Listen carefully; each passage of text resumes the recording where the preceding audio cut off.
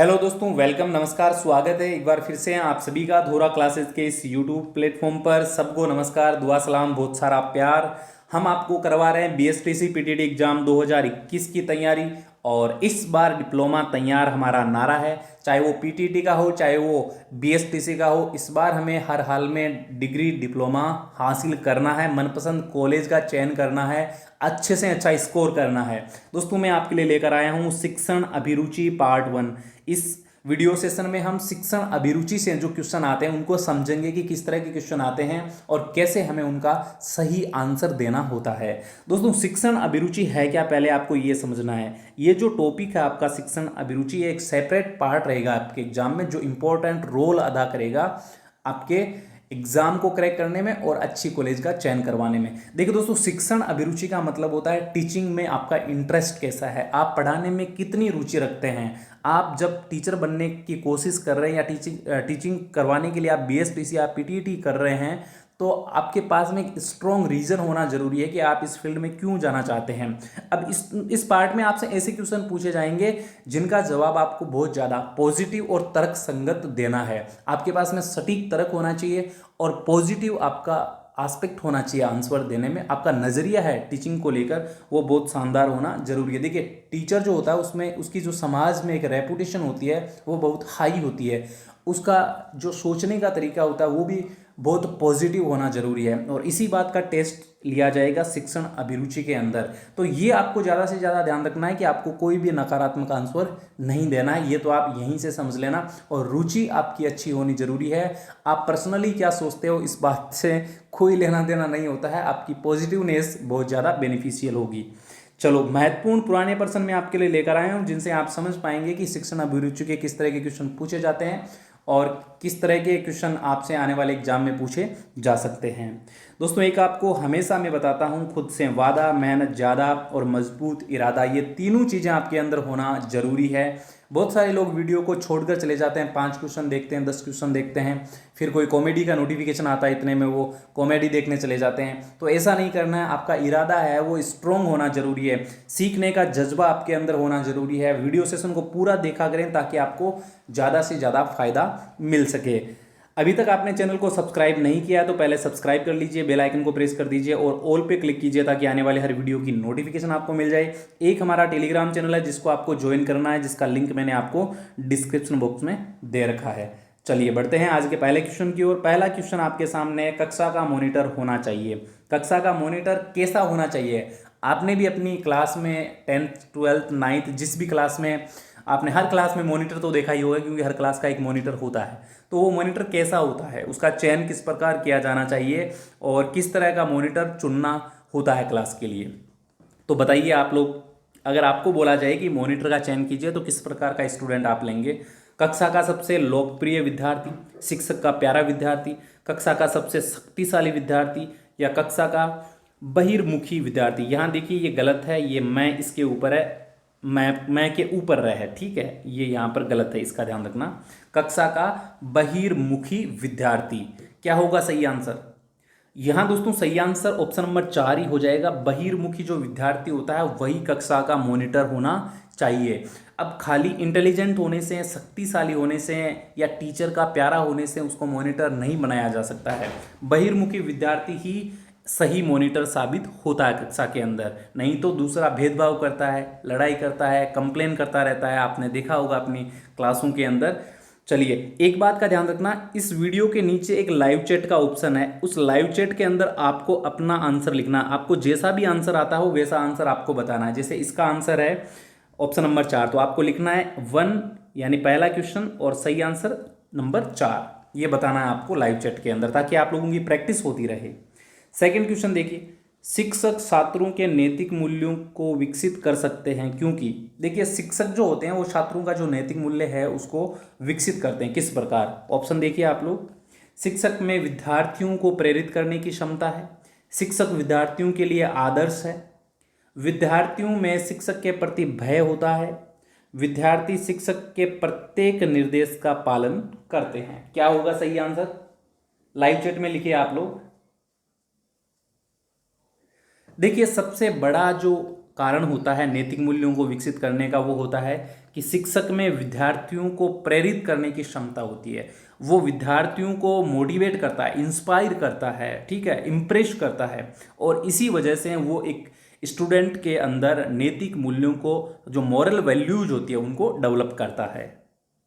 Next question देखिए, मान लीजिए आपकी कक्षा में एक प्रतिभाशाली छात्र बैठा है और आपके सभी प्रश्नों के त्वरित उत्तर देता है।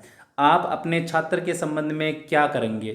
देखिए, कोई स्टूडेंट आपको प्रतिभाशाली है और त्वरित जवाब देता है, तुरंत आपको जवाब देता है, तो आप उसके संबंध में क्या करेंगे? आप तुलनात्मक रूप से कठिन प्रश्न पूछेंगे और उसे अधीर न होने के लिए समझाएंगे। आप समझते हैं कि उसे तुरंत सभी उत्तर दे देने चाहिए ताकि अपनी जिम्मेदारियों से मुक्त हो सके। आप उसे कहेंगे कि कक्षा में अधीर होना अनुपयुक्त व्यवहार है। आप विद्यार्थियों से अधिक जटिल प्रश्न पूछेंगे जिससे उसे ये एहसास हो कि आप सबसे अच्छे शिक्षकों में से एक है। बताइए क्या करोगे आप? प्रतिभाशाली छात्र है और आपके सभी प्रश्नों के त्वरित उत्तर देता है, तो आप अपने छात्र के संबंध में क्या करेंगे, ये आपसे पूछा गया है। यहां दोस्तों सही आंसर हो जाएगा ऑप्शन नंबर 1। आप तुलनात्मक रूप से कठिन प्रश्न, देखिए आप उसे तुलनात्मक रूप से कठिन प्रश्न पूछेंगे ताकि उसकी क्षमता और ज्यादा विकसित हो सके।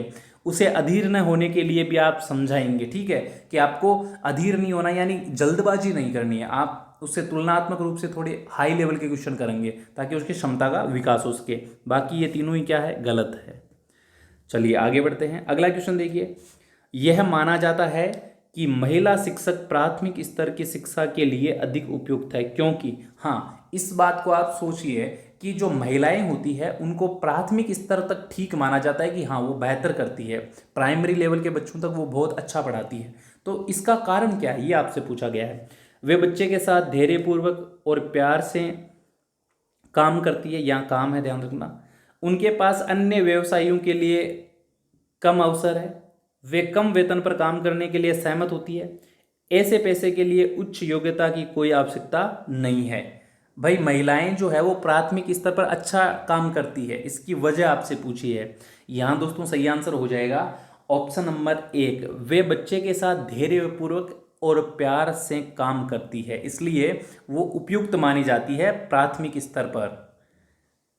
अगला क्वेश्चन देखिए, जब आप किसी व्यक्ति को दरवाजा बंद करने का निर्देश देते हैं और वह कड़ाई से निर्देश का पालन करता है, तो यह निष्कर्ष निकाला जा सकता है कि आपने एक प्रभावी निर्देश दिया है, संदेश ग्राही द्वारा प्राप्त किया गया है, आपने संदेश भली भांति स्पष्ट किया है, आप ग्राही आपके आदेश को स्वीकार करने के लिए तैयार है। क्या होगा सही आंसर?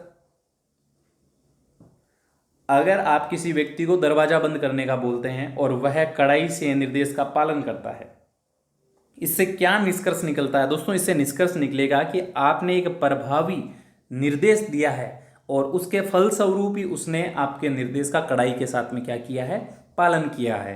तो बाकी ये तीनों क्या है, इसमें गलत है। चलो नेक्स्ट क्वेश्चन देखो, कक्षा कक्ष में संचार निर्भर करता है। कक्षा कक्ष के अंदर जो संचार है वो किस पर निर्भर करता है, बताइए? शिक्षक की स्पष्ट करने की क्षमता पर, विषय के कठिनाई स्तर पर, विद्यार्थियों की योग्यता पर, कक्षा अंतः क्रिया पर। कक्षा में जो संचार होता है वो किस पर निर्भर करता है? जो कम्युनिकेशन होता है टीचर और स्टूडेंट के बीच में, वो किस पे डिपेंड करता है, ये आपसे पूछा गया है। ये दोस्तों निर्भर करता है कक्षा अंतः क्रिया पर। जो कक्षा के अंदर जो एक्टिविटीज होती है उसके ऊपर ये डिपेंड करता है। नेक्स्ट क्वेश्चन देखिए, एक शिक्षक को करना चाहिए, एक शिक्षक को कौन सा काम करना चाहिए? अधिकाधिक मात्रा में धन कमाना, छात्रों के शैक्षिक उत्थान के लिए प्रयास, छात्रों के हित के कार्य, छात्रों की देखभाल। एक शिक्षक को क्या करना चाहिए, ये आपसे पूछा गया है। दोस्तों एक शिक्षक को हमेशा ये आपको पता होना चाहिए छात्रों के शैक्षिक उत्थान के लिए प्रयास करना चाहिए। उनकी जो एजुकेशन का लेवल है वो हमेशा बढ़ाते रहना चाहिए एक शिक्षक को। नेक्स्ट क्वेश्चन देखिए दोस्तों, लाइव चैट में आपको जवाब देते रहना, इस बात का ध्यान रखें। नीचे जो लाइव चैट का ऑप्शन है ना, उसमें आपको आंसर देते रहना है।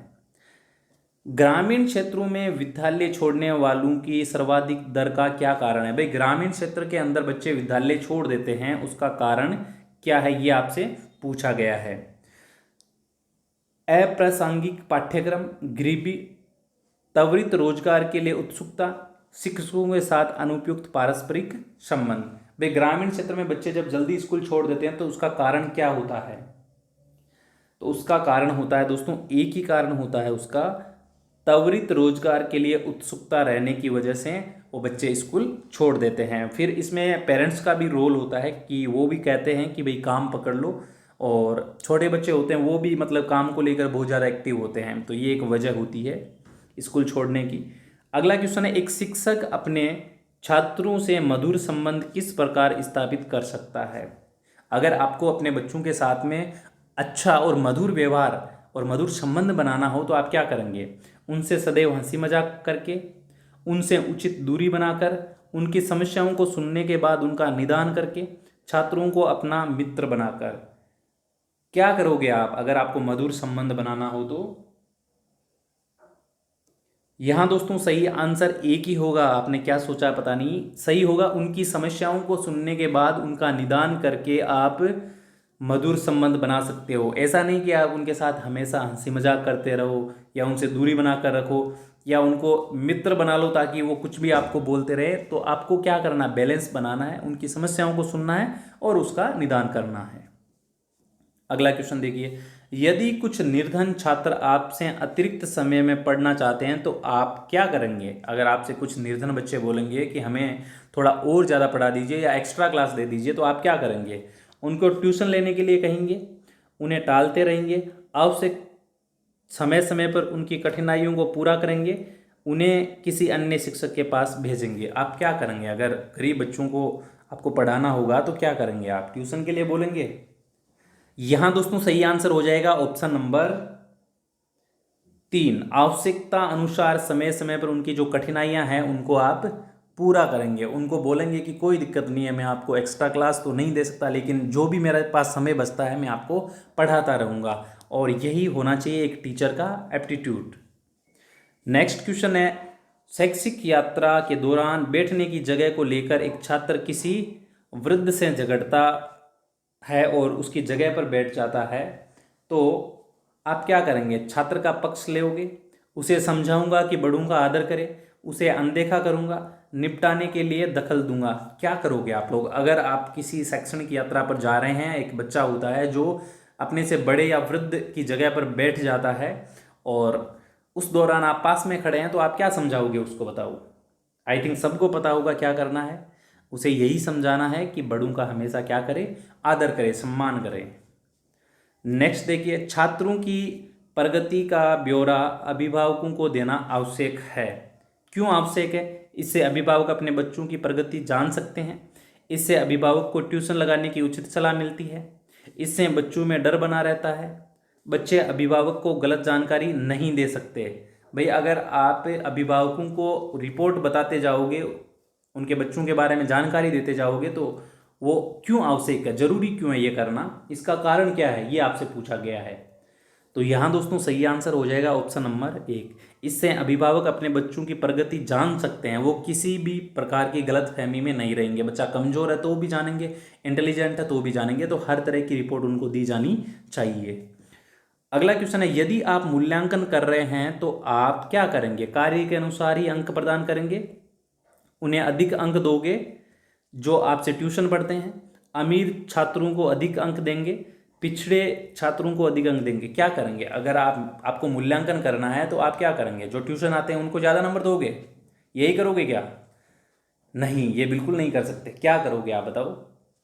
आपको क्या करना है? कार्य के अनुसार ही मूल्यांकन करना है। जैसा वो आपको वर्क करके दिखाएंगे आपको वैसे ही मार्क्स देने हैं। किसी तरह का भेदभाव तो बिल्कुल ही नहीं करना है। नेक्स्ट क्वेश्चन, एक अध्यापक को दृश्य सर्वे सामग्री का प्रयोग करना चाहिए क्योंकि क्यों करना चाहिए? दृश्य सर्वे सामग्री क्या होती है? पढ़ाते समय जो देखने के उपकरण होते हैं या जो सर्वे सामग्री होती है उनका इस्तेमाल क्यों किया जाना चाहिए? छात्रों की पाठ में रुचि रहती है, छात्रों का अध्ययन पढ़ाई में केंद्रित रखने के लिए, ज्ञान को वास्तविक रूप से प्रदान करने व पाठ में विविधता लाने में सहायक होती है, या उपरोक्त सभी? क्या होगा सही आंसर? आई थिंक इसका तो आप सबको पता होना चाहिए।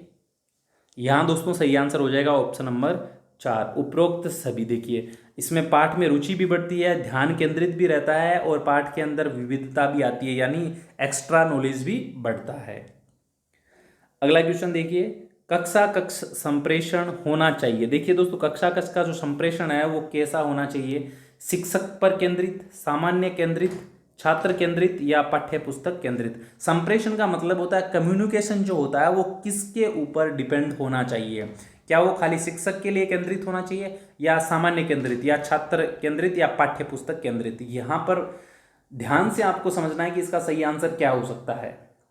दोस्तों हमेशा ध्यान रखिएगा कि कक्षा कक्ष का जो संप्रेषण होता है वो हमेशा एक ही बिंदु पर होता है और वो होता है छात्र केंद्रित। तो ऑप्शन नंबर 3 यहाँ पर बिल्कुल सही आंसर हो जाएगा। लाइव चैट में लिखते जाएं, भूलना नहीं है कि लाइव चैट में आंसर आपको देते रहना है, जैसा भी आए आप लिखते जाएं। अगला क्वेश्चन देखिए, कक्षा शिक्षण में आईसीटी प्रयुक्त करते हैं। दोस्तों आईसीटी क्यों प्रयुक्त करते हैं, यह आपसे पूछा गया है।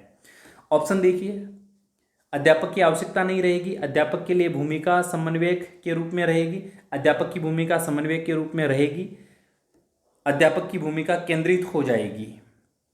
क्या होगा सही आंसर बताइए। यहां दोस्तों सही आंसर हो जाएगा ऑप्शन नंबर 3, अध्यापक की भूमिका समन्वयक के रूप में रहेगी। किससे? आईसीटी से। नेक्स्ट क्वेश्चन है, समाज में शिक्षकों का स्तर ऊंचा होना चाहिए। क्यों होना चाहिए? अत्यधिक मानसिक कार्य करते हैं, समाज के लोगों से मिलते हैं, भावी नागरिकों को तैयार करते हैं, अधिक श्रम करते हैं। भाई शिक्षकों का सम्मान क्यों होना चाहिए, उनका स्तर ऊंचा क्यों होना चाहिए? इसके पीछे कोई कारण भी तो होना चाहिए ना। तो सबसे बड़ा कारण एक ही आप सबको पता है, वो है भावी नागरिकों को तैयार करने का काम कौन करते हैं? शिक्षक करते हैं। नेक्स्ट क्वेश्चन है, शिक्षक को समाज में स्थान बनाने के लिए किसी राजनीतिक पार्टी में रहना चाहिए, अपने दायित्व को निभाना चाहिए, समाज की गतिविधियों में अपने को सक्रिय रखना चाहिए, अधिक से अधिक धन संचय करके अपने प्रभाव को बढ़ाना चाहिए। भाई एक शिक्षक को समाज में स्थान बनाने के लिए कौन सा काम करना चाहिए? सबसे इंपॉर्टेंट काम कौन सा होता है? सबसे इंपॉर्टेंट काम होता है उसको अपने उत्तरदायित्व को निभाना चाहिए। ऑप्शन नंबर 2, जो शिक्षक अपने उत्तरदायित्व को निभाएंगे उनका समाज में स्थान बना रहेगा। नेक्स्ट क्वेश्चन है, एक अध्यापक के रूप में आप अपना शाम का समय किन कार्यों में लगाना पसंद करेंगे? कौन से कार्यों में अपना शाम का समय लगाएंगे? इनमें से राजनीति की चर्चा करने में, मनोरंजन कार्यों में, धन प्राप्ति के अन्य कार्यों में, सामाजिक कार्यों में। क्या करेंगे आप बताइए। यहां पर दोस्तों सही आंसर हो जाएगा ऑप्शन नंबर 4, सामाजिक कार्यों के अंदर अपना समय व्यतीत करना चाहिए टीचर को शाम के समय, ताकि वो समाज की क्या कर सके? भलाई कर सके। सफल शिक्षक वही है जो, सफल शिक्षक कौन सा है? अच्छे अंक देता है वो, नियमित गृह कार्य देखता है वो, कठोर अनुशासन रखता है, छात्रों की प्रगति के प्रति सजग रहता है। अच्छा शिक्षक कौन सा होता है, या सफल शिक्षक किसको माना जा सकता है? ये आपसे पूछा गया, बताइए लाइव चैट में बताइए। यहां दोस्तों सही आंसर हो जाएगा ऑप्शन नंबर 4, छात्रों की प्रगति के प्रति जो शिक्षक सजग रहता है, जो उनके डेवलपमेंट पे ध्यान देता है कि किसमें कितना सुधार हुआ है, वही क्या होता है? सफल शिक्षक होता है। तो यहाँ सही आंसर हो जाएगा ऑप्शन नंबर 4। दोस्तों अभी तक मुझे पता है आपने लाइक नहीं किया है, तो लाइक कर दीजिए और कमेंट करके जरूर बताएं कि ये वीडियो सेशन आपको कैसा लगा। लाइव चैट अलग है, कमेंट बॉक्स अलग है, तो कमेंट बॉक्स में जरूर बताएं कि आपको ये वीडियो कैसा लगा। और वीडियो आपको जरा सा भी अच्छा लगा हो तो शेयर करना बिल्कुल ना भूलें। आपका जो भी फ्रेंड बीएसटीसी या पीटीटी की प्रिपरेशन कर रहा है उसके साथ में ये वीडियो शेयर जरूर करें। थैंक्स फॉर वॉचिंग, मिलेंगे नेक्स्ट वीडियो में, तब तक के लिए जय हिंद।